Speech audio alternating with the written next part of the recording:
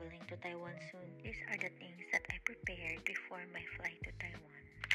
I recommend you to complete this list 1 to 2 days prior to your travel date para maging hassle-free ang travel.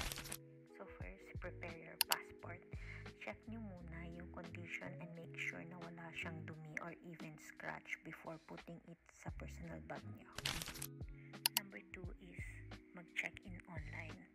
Some airlines, they will send you an email na pwede ka na mag-check-in. So, I recommend na gawin nyo na siya para less hassle pagdating nyo sa airport.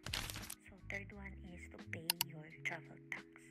This is required when traveling outside the Philippines. We book our flight via Cebu Pacific.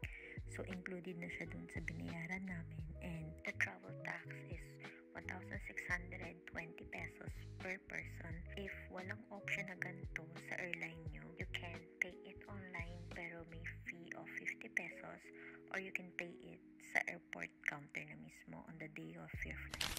Number 4 is your e-travel QR code.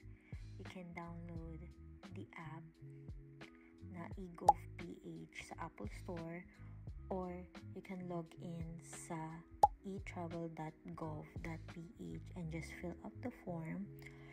This is required both entering and exiting the Philippines and recommended to complete the form within 72 hours before your flight. And once you got your code, just take a screenshot and you're good to go.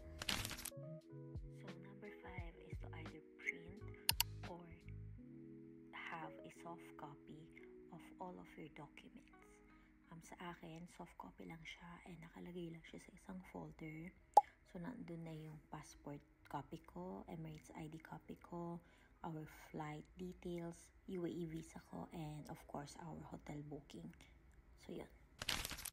And then, number 6 is don't forget to charge your power banks, mobile phones, iPad, cameras, headphones, or any electronics na dadalhin mo. For me naman, I charge everything the night before my flight. So, lahat ng battery ng camera ko, my power bank, my laptop, my phone, lahat charge ko na siya bago ako matulog. So, paggising ko, fully charged na sila. And then, tatanggalin ko na lang sila sa mga chargers nila. And then, I will put na sila sa bag ko.